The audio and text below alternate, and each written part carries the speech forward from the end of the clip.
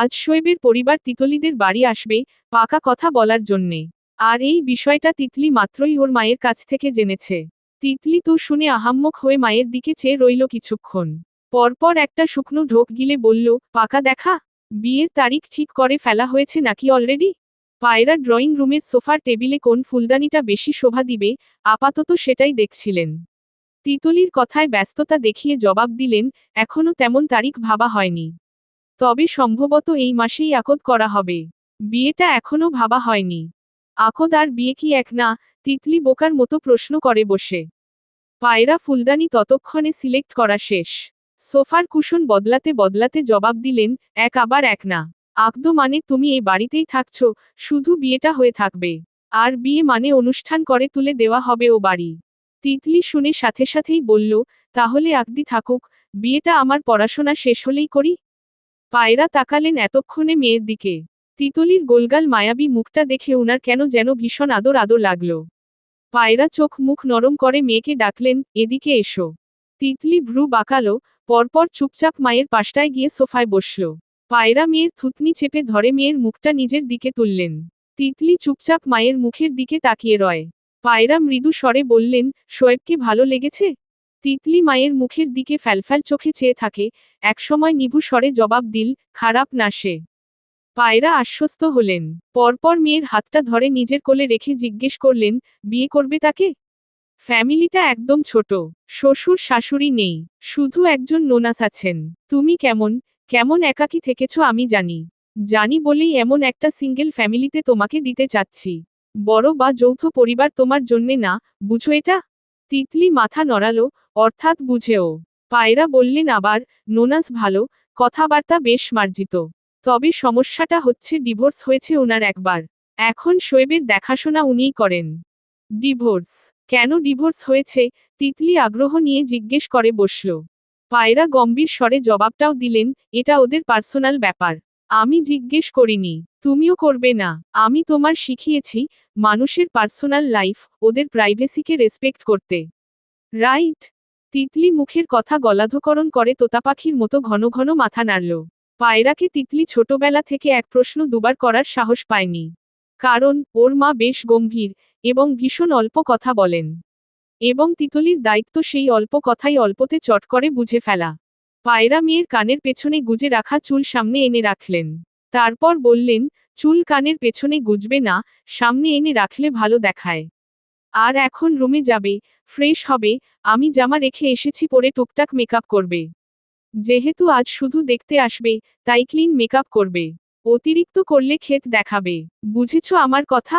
আবার মায়ের সেই ফ্যাশন সেন্স নিয়ে বানি বলি। তিতলি ভীষণ বিরক্ত হয়ে এসবে। ওর জীবনের প্রতিটা ব্যাপারে মায়ের এভাবে অধিকার খাটানোতে মাঝেমধ্যে তিতলির ভীষণ সাফোকেশন হয়। নিজের মর্জিমতো ও কোনো জামা পরতে পারে না, মেকআপ করতে পারে না, কিছু না। মায়ের কাছে তিতলি একটা পুতুল স্রেফ, যাকে পায়রা নিজের হাতে সাজাতেই বেশি পছন্দ করেন। তিতলি রুমে এসে দেখে একটা হালকা বেবি কটন পিঙ্ক রঙের 3 পিস রাখা বিছানার উপর, ম্যাচ করে কানের দুলো রাখা, সাথে মেকআপ আইটেম অবধি বের করে রেখেছেন। তিতলি দীর্ঘশ্বাস ফেলল একটা। দুপুর রাত 2:30। সূর্য ঠিক তখন মাথার উপরে।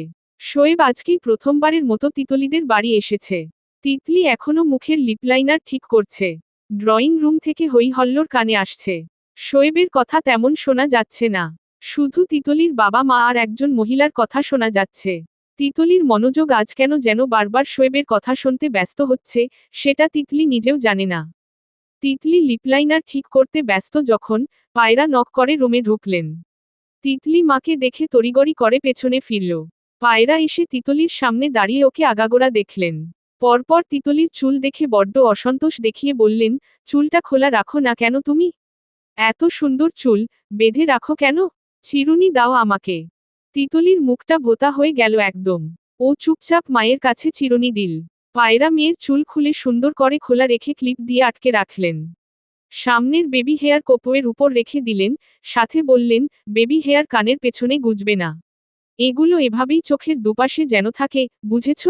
তিতলির ভীষণ বিরক্ত লাগছিল, তবুও ও বরাবরের মতো যন্ত্রের মতো মাথা দুপাশে হেলাল। পায়রা তিতলিকে ভালো করে দেখে একটা পারফিউম হাতে নিয়ে সেটা স্প্রে করলেন তিতলির গায়ে। তিতলি স্রেফ একটা পুতুলের মতো দাঁড়িয়ে রইল। পায়রা মেয়েকে দেখলেন এবার, পরপর মৃদু হাসলেন, সুন্দর দেখাচ্ছে। চলো। তিতলি মায়ের সাথে পা মেলাল। শোয়েব মাথা নিচু করে বসেছিল, ওর সামনে ওর আপু তিতলির বাবা কথা বলছেন। শোয়েব স্রেফ শ্রোতা ওদের মাঝে। হঠাৎ শোয়েবের নাকে একটা মেয়েলি মিষ্টি ঘ্রাণ এসে ঠেকল। শোয়েব আস্তে করে মাথাটা তুলে সামনে তাকালো। শোয়েবের চোখটা আবেশিত হলো ঠিক তখনই। শোয়েব মুগ্ধ চোখে তাকিয়েই রইল সামনে, চোখটা আর সরাতেও পারল না চাইতেও। কারণ সামনে তিতলি মাথাটা নিচু করে আর চোখে শোয়েবকে দেখতে দেখতেই এগুচ্ছে। শোয়েবের সামনে এসে দাঁড়াতেই শোয়েব বুঝতে পারে ওর আশেপাশে বড়রা আছে। বেচারা সাথে সাথেই গলা খাকারি দিয়ে চোখ সরিয়ে আবার মাথাটা নামিয়ে নিল। পায়রা তিতলিকে বলেন, সালাম দাও। তিতলি মুখে সালাম করল। সাইমা তিতলিকে দেখে হেসে বললেন, আসো তিতলি, তুমি বাস্তবে ছবির থেকেও অনেক সুন্দর। আমার পাশে বসো এসে। তিতলি মৃদু হাসল বদলে, চুপচাপ সাইমার পাশটায় গিয়ে বসল। সাইমা তিতলির হাতটা ধরল, হেসে বলল, পুরো নাম কি তোমার? তিতলি জবাব দিল, আফরিন হায়াত তিতলি। দুটো নামই সুন্দর, সাইমা বলল। তিতলি হাসল জবাবে স্রেফ। শোয়েব মাথাটা নিচু করেই ছিল। সাইমা ওকে ডাকল, শোয়েব। আমাদের উষার মেয়েটার নামও না আফরিন? শোয়েব এ যাত্রায় মাথাটা তুলে তাকালো। তিতলিও তাকিয়েছে সবেই। দুজনের চোখে চোখ মিলল। তিতলির বোধ হলো, ওর ওই এক চোখের তাকানোতে তিতলির সমস্ত আত্মা অবধি কেঁপে উঠেছে। তিতলির চোখে শোয়েবকে কেন যেন অসম্ভব সুন্দর, সুদর্শন লাগছে। উজ্জ্বল ফর্সা গায়ে কালো পাঞ্জাবি এতটা দারুণ মানাচ্ছে, যে বারবার বেহায়ার মতো তিতলি তাকাচ্ছে ওর দিকে। অথচ মেয়ে হয়ে তিতলি লজ্জা ভুলে শোয়েবের দিকে তাকালেও, শোয়েব ওর দিকে তেমন একটা তাকাচ্ছে না। আর তাকালেও চোখ ফিরিয়ে নিচ্ছে বারবার।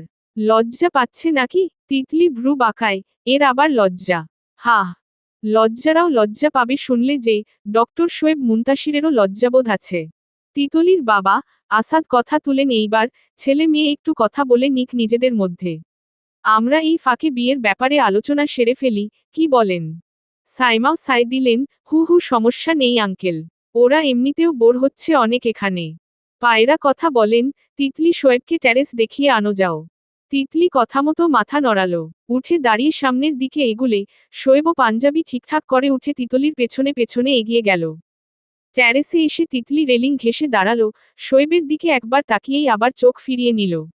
সেটা দেখে আবার শোয়েব টিটকারি করল, এত লাজুক, এত লজ্জা, আমার জানামতে তুমি তো বাঘিনী। আজকের এই লজ্জালু চেহারায় তোমাকে মানাচ্ছে না তিতলি। আমি শোকড হচ্ছি হোনেস্টলি। তিতলিও এমন তেরা তোত্তারা কথা শুনে বিদ্রুপ করে বলল, আমি না হয় মেয়ে হয়ে লজ্জা ভাব নিচ্ছি।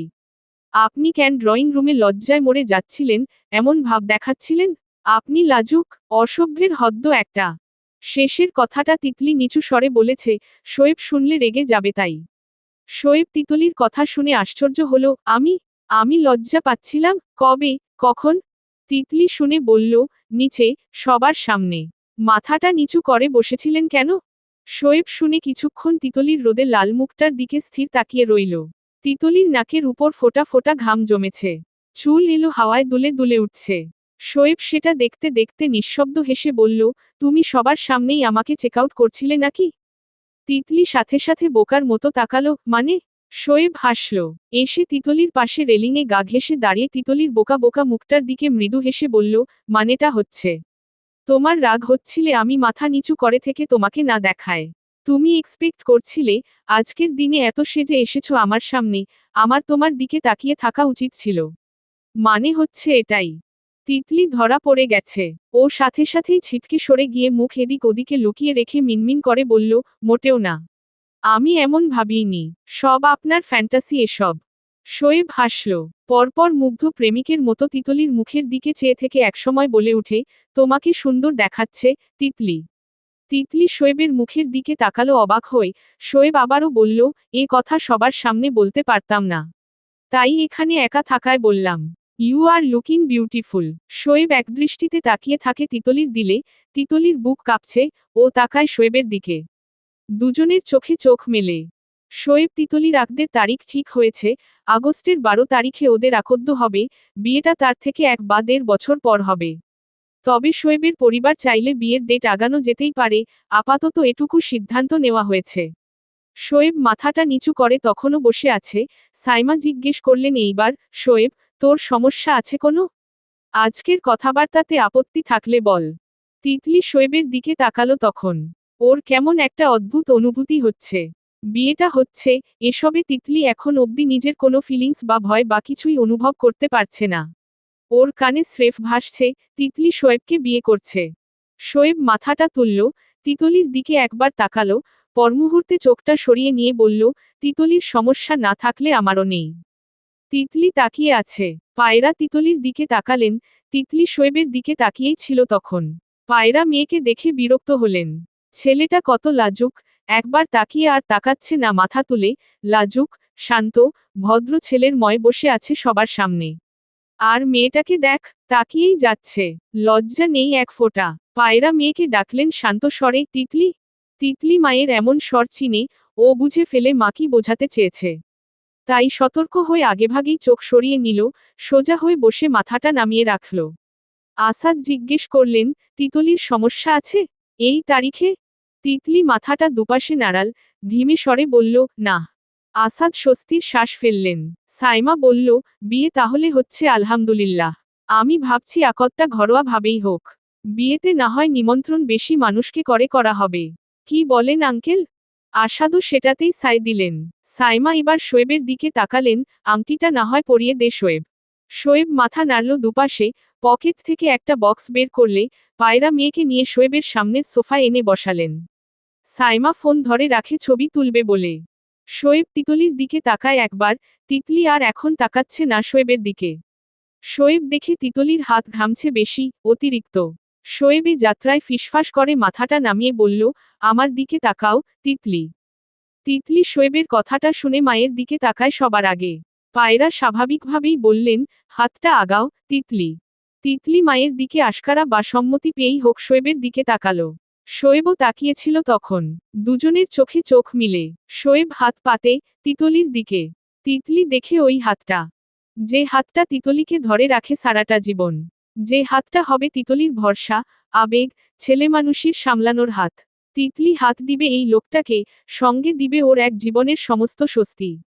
তিতলির হঠাৎ কেমন যেন বুকটা কেঁপে উঠল। ও আস্তে করে শোয়েবের দিকে বাম হাতটা বাড়িয়ে দিয়ে শোয়েবের চোখের দিকে তাকায়। শোয়েব দেখে তিতলির চোখ টলমল করছে, যেন অশ্রু গড়াবে। শোয়েব মৃদু হেসে তিতলির হাতটা বড়ই ভরসা নিয়ে ধরল এক হাতে। হাতের উপর হাত রেখে আস্তে করে রিং ফিঙ্গারে আংটি পরিয়ে দিল। পুরোটাক্ষণ তিতলি তাকিয়েছিল শোয়েবের ঠিক নেশাল, হুডের চোখ দুটোর দিকে। শোয়েব আংটি পরানো শেষ করে তিতলির হাতটা আস্তে করে ওর কোলের উপর রেখে ছেড়ে দিল। তিতলি দেখে ওইটুকুও, শোয়েব এখানেও ম্যানার্স দেখিয়েছে। ওর হাতটা ঝপ করে ছেড়ে দেয়নি শূন্যে।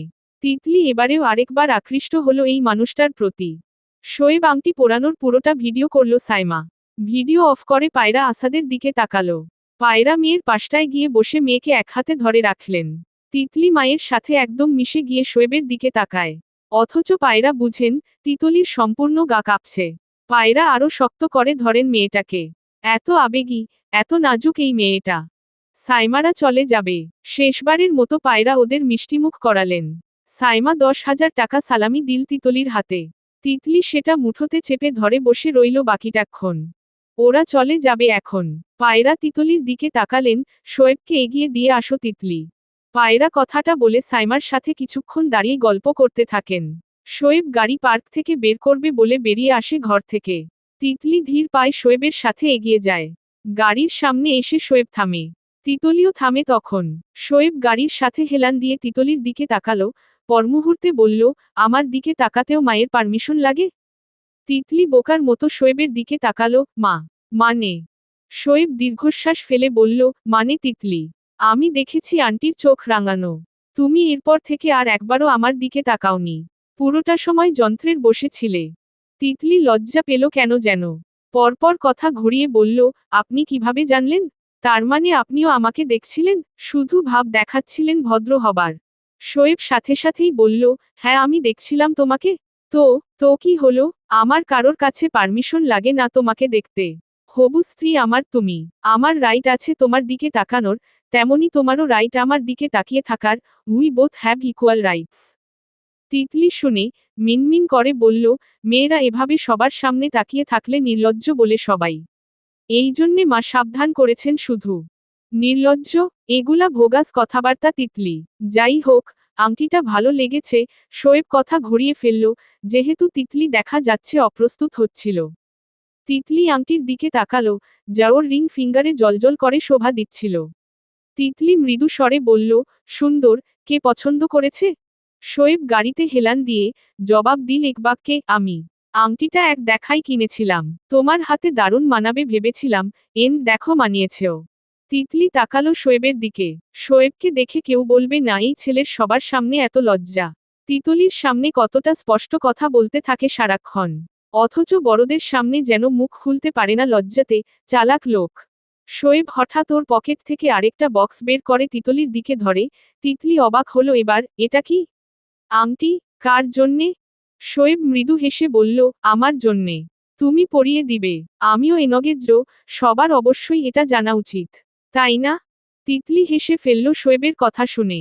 পরে আর মানা না করে চুপচাপ আংটি বের করল বক্স থেকে। শোয়েব হাত এগিয়ে দিল। তিতলি শোয়েবের মতো শোয়েবের হাতটা চেপে ধরল না। না ধরেই শুধু রিং ফিঙ্গারে সিলভার কালারের একরঙা আংটিটা পরিয়ে দিল। শোয়েব আংটি পরানো শেষ করে ওর ফোনটা বের করে তিতলির দিকে বাড়িয়ে দিল, দুজনের হাতের একটা ছবি তুলো। স্মৃতি থাকুক। বাচ্চাদের দেখানো যাবে ওদের বাপ মায়ের সিম্পল এঙ্গেজমেন্ট। তিতলি হা হয়ে তাকালো শোয়েবের দিকে, বাচ্চা? শোয়েব তিতলির এমন অদ্ভুত এক্সপ্রেশন বুঝে না, বোকার মতো হবল্ল কি? অবাক হচ্ছ কেন এত? বি রিয়েল, বাচ্চা তো একদিন হবেই। শুধু শুধু এটা নিয়ে সিনেমার নায়িকাদের মতো লজ্জা পাওয়ার কি আছে? তিতলি সাথে সাথে নিজেকে সামলে বলল, না, লজ্জা পাওয়ার আসলেই কিছু নেই। দিন ফোন দিন, ছবি তুলে দিচ্ছি। শোয়েব ফোনটা এগিয়ে দিল। তিতলি শোয়েবকে দেখিয়ে দিল কিভাবে হাতটা রাখবে। শোয়েবের সাদা গাড়িকে ব্যাকগ্রাউন্ড করে ওরা একসাথে ছবি তুলল। শোয়েব ছবিগুলো দেখে বলল, হাতটা ধরে ছবি তুললে ভালো হতো। তিতলি শুনে মুখ ঘুরিয়ে বলল, বিয়ের পর। শোয়েবও তাকালো তখন তিতলির দিকে। পরপর হেসে উঠে বলল, বিয়ের পর। সাইমা এসেছে ইতিমধ্যেই। তিতলি সরে দাঁড়ালো শোয়েবের থেকে। শোয়েবও তাড়াহুড়ো করে গাড়িতে উঠে পড়ল। সাইমা তিতলির সাথে অনেকক্ষণ কথা বলে গাড়িতে উঠে গেল। দুজনের গাড়ি চলে গেলে হঠাৎ তিতলির চোখ গেল সদর দরজার দিকে। রিহাদ মামা দাঁড়িয়ে আছে অদূরে। সম্পর্কে তিতলির অনেক দূর সম্পর্কের চাচা, তোহ ইয়াং অনেক। উনি শোয়েবদের গাড়িটার দিকে একবার তাকিয়ে তিতলির দিকে আবার তাকালেন। পায়রা রিহাদ দেখে এগিয়ে এলেন, এখন আসার সময় তোর? ওরা তো চলেই গেল। বললাম আগে আয়। রিহাদ পায়রার দিকে চেয়ে গম্ভীর স্বরে বলল, এই মেয়েটা গাড়িতে ছিল? পায়রা শুনে বললেন, হ্যাঁ, পাত্রের বোন হয়। সাইমা নাম। রিহাদ শুনে দাঁত কিরমির করে উঠে বলল, পাত্রের বোন? তাই না? ও আমার এক্স ওয়াইফ হয়, যার কথা আমি তোমাকে বলেছিলাম। এত তাড়াতাড়ি ভুলে গেলে আপা? এই মেয়ের ভাইয়ের সাথে বিয়ে। তিতলি সুখী হবে তো? ভাই বোন দুটোই তো মারাত্মক জঙ্গলি, অসামাজিক। তোমার এটুকু মেয়েটাকে কিভাবে দিচ্ছ এখানে?